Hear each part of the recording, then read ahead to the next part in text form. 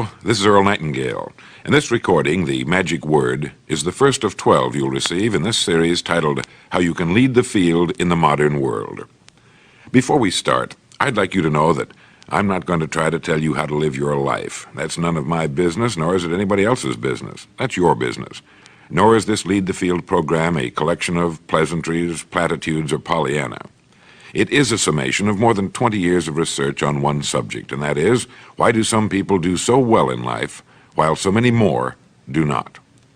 And the first thing let's talk about is the magic word. The experts call it the most important word as far as the results we get from life are concerned in this or any other language, and that word is attitude. It is our attitude toward life which will determine life's attitude toward us. Let's face the fact honestly that we shape our own lives, and the shapes of them will be determined by our attitudes. A person with a poor attitude toward learning, for example, isn't going to learn much until he changes his attitude. If we take the attitude that we cannot do something, we generally will not do it. An attitude of failure, and we're whipped before we start. So we know then that what we receive from life, what we accomplish or fail to accomplish, is due in large measure to our overall attitude. William James of Harvard University put it this way: "The greatest discovery of my generation is that human beings can alter their lives by altering their attitudes of mind." And isn't it wonderful that we have this measure of control? Before we start talking about our attitude toward the world, let's talk about our attitude toward ourselves, since it is the attitude we take toward ourselves which determines our attitude toward the world. Now, right here we come to a rather strange fact. We're so familiar with ourselves, we tend to take ourselves for granted. We tend to minimize the things we can accomplish, the goals we can reach, and for some equally strange reason, believe others can accomplish things in our field which we cannot. There are literally millions of human beings living narrow, darkened, frustrated lives, living defensively, simply because they take a defensive, doubtful attitude toward themselves, and as a result, toward life in general. Many people are suspicious of and oppose change, yet change is the one thing in life on which we can absolutely count. People who stay young all the years of their lives not only welcome change, but see it for what it really is: new opportunity, new chances for further fulfillment. Attitude is a reflection, a result of a person's will. It is incalculably powerful. It can bring about marvelous results for us, but we need to train it patiently, day by day. Now let's talk about the attitudes of people who are successful. The top 5% of the people who go sailing through life from one success to another, and who, even when they fail at something, shrug it off and head right out again. No matter who the person is or what he does, men and women in sales, business executives, people in all the professions, wives and mothers, students, top people in the armed forces, public servants, men and women in the service of religion, working men and women in all fields of endeavor, wherever you find a person doing an outstanding job and getting outstanding results, you will find a person with the right kind of attitude. These people take the attitude toward themselves that they can accomplish what they set out to accomplish, that there's no good reason on earth why they can't be competent, successful. They have a healthy attitude toward themselves and, as a result, toward life and the things they want to accomplish. And because of this, they achieve some remarkable things, and they come to be called successful, outstanding, brilliant, lucky, and a lot of other things. They're quite frequently no more brilliant or outstanding than the majority of the people by whom they're surrounded. But they did develop the right attitude, and they found their accomplishments not too difficult, and many times surprisingly easy, simply because it seems that so few are really trying, really believe in themselves. Successful people come in all shapes and sizes and in widely varying degrees of intelligence, background, and so on. But they all have one thing in common. They expect more good out of life than bad. They expect to succeed more than they fail. If you want something worthwhile, take the attitude that there are a lot more reasons why you can have it than there are that you cannot, and set out to earn it. Go after it, work at it, ask for it, and 9 times out of 10, you'll get it. Our environment is really a mirror of our mental attitude. If we don't like our environment, we have to change our attitude first. Now, the world plays no favorites. It's impersonal. It doesn't care whether we change or not.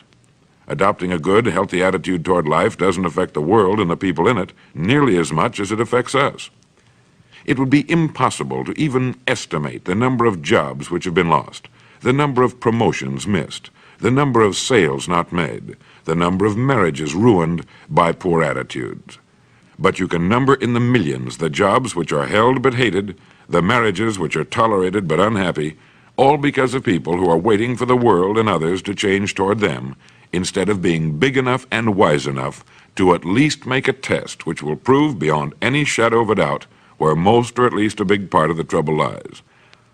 Studies made of the lives of literally thousands of successful people have shown that they radiate confidence, assurance, they expect success, and they get success. You can spot these people by the way they walk, by the way they look and act. You can feel it about them when they enter a room. They may be short and fat, or tall and thin, or any combination in between, but they have about them the attitude of success. In the record Greener Pastures, I'll get into this next statement, but right now I want you to realize, if you don't already, that in 5 years or less, you can get right to the top of the work you're now doing. I know this, but the important question here is, do you know this? The minute you do know it, you'll have this right attitude I'm talking about. The easiest and most effective means of forming a good attitude habit is to begin to act as though you have a good, positive, expectant attitude toward life. That's right. Begin right now to walk, act, and look as though you belong to this group. If you're already in the top 5%, you'll know what I mean. If you've never tried it, you'll be amazed at what happens. Actions trigger feelings, just as feelings trigger actions.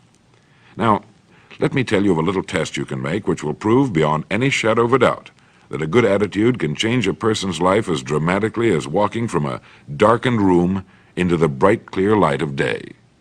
Not long ago, I read a line which went, "Life is dull only to dull people."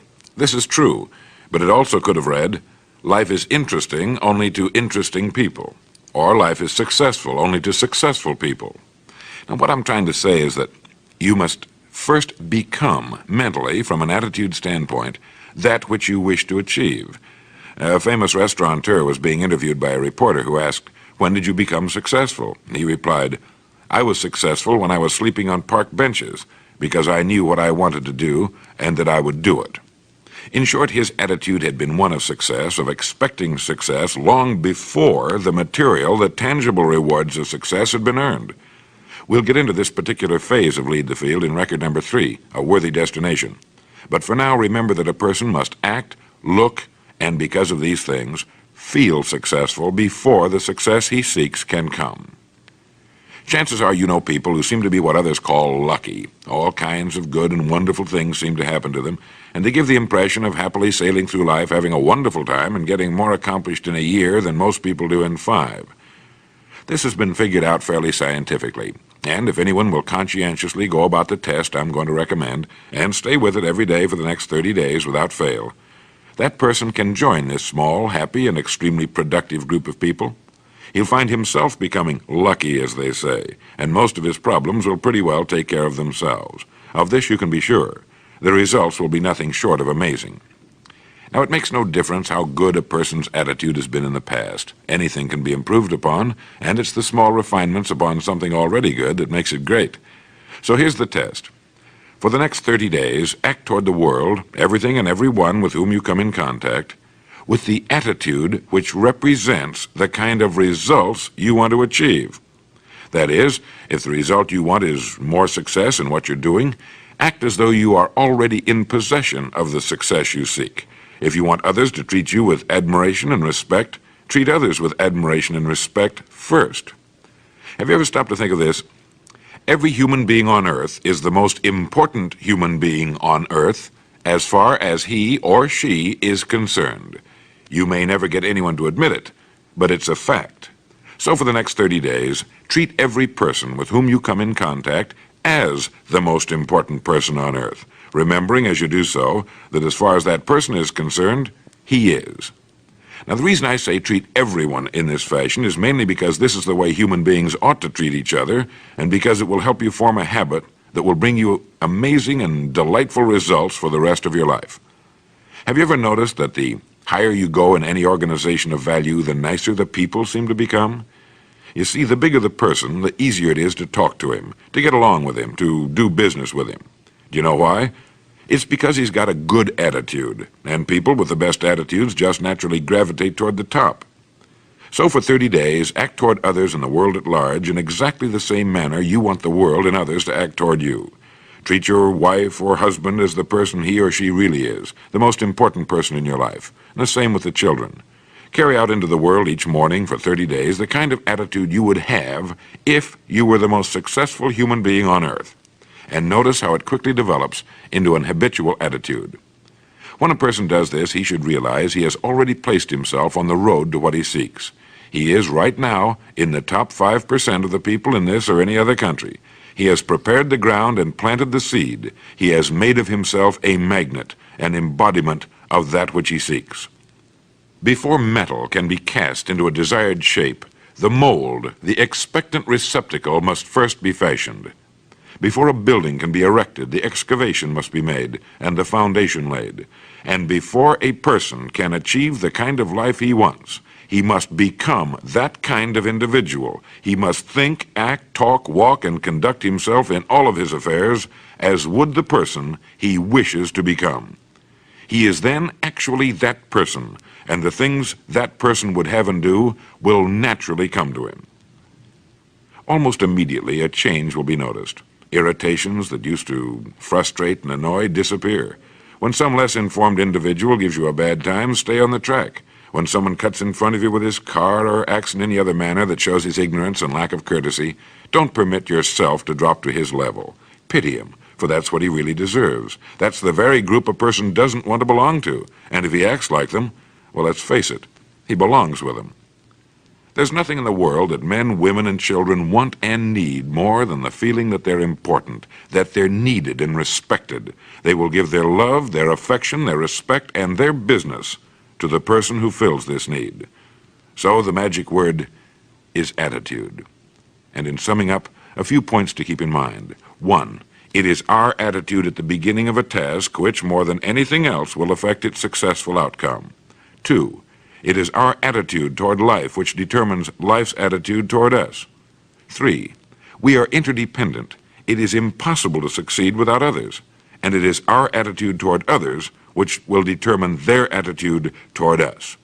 4, before a person can achieve the kind of life he wants, he must become that kind of individual. He must think, act, talk, walk, and conduct himself in all of his affairs as would the person he wishes to become.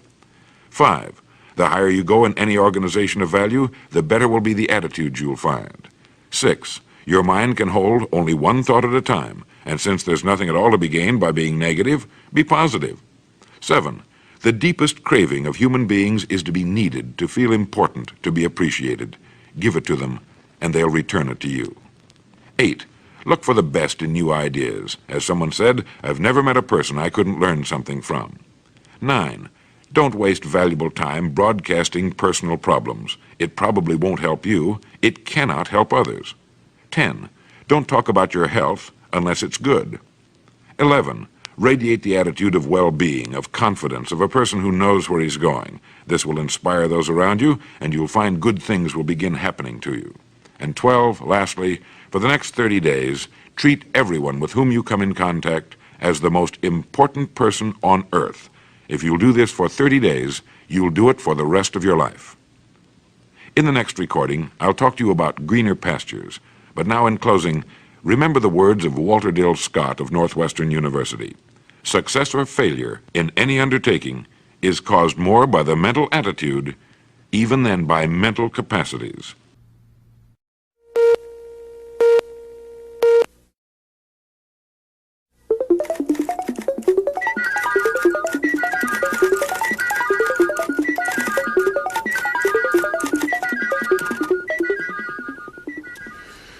Maybe you saw the news item some time back about a Canadian farmer who sold his Stradivarius violin for, I think it was in the neighborhood of $60,000. He sold it to the same New York City dealer he had bought it from many years before. The dealer paid him more for it than he had paid, and that's because, of course, the violin had appreciated in value over the years and because of the shrinking buying power of the dollar. But the farmer sold his precious violin by the world's most famous violin craftsman because, as he put it, I'm getting old and I have no children to leave it to. and by getting it back in the hands of the dealer, he knew that it would wind up with someone who would treasure it as he had. Antonio Stradivari, the Italian violin maker, lived from 1644 to 1737. That's 93 years at a time when the average lifespan was about 30. He worked alone, although later in his life his sons helped him. No committee advised him. No one made decisions for him. His tools were primitive, but that was not important. He put himself into his work. All the world's tools couldn't make up for that. When he was finished with an instrument, when he was sure that his work measured up to his own personal standards, he signed his name to it. And today, more than 200 years later, his name is a household word all over the world. Everybody's heard of Stradivarius, the Latin form of the name that he inscribed on his violins. Throughout history, there have always been men with similar standards of excellence. Authors such as William Shakespeare, artists like Leonardo da Vinci, craftsmen like furniture maker Thomas Chippendale, and silversmith Paul Revere. Everything they did was done well, not because it had to be, but because they wanted it to be. They had only to please themselves, yet the products of their fertile minds and skillful hands are still collected and admired today. What is it that causes one person to take pride in what he does, while others give little or no thought to the quality of their work at all, do you know? Of course, when we talk about Stradivari or Da Vinci, we're talking about great geniuses, towering talents who found their media and became great in them. There have been many other fine violin makers and artists who took just as much pride and care in their work, but lacked the same quality of talent. There are even today many thousands of craftsmen who will not turn out shoddy work and who are proud to sign their names to their creations. They're in the minority, perhaps. They've always been in the minority. But the respect for quality never changes. It still commands the highest price. It's still revered wherever we find it. And the person creating it has gained for himself two precious assets. First, he's built the kind of security that lasts a lifetime. He need never worry about his income. And second, his work is a source of satisfaction and joy to him. He derives deep satisfaction from being an uncommon person. People who set their own high standards to which they make themselves measure up lead enjoyable, exciting lives. Each task they begin is a fascinating contest to achieve their own standards of excellence.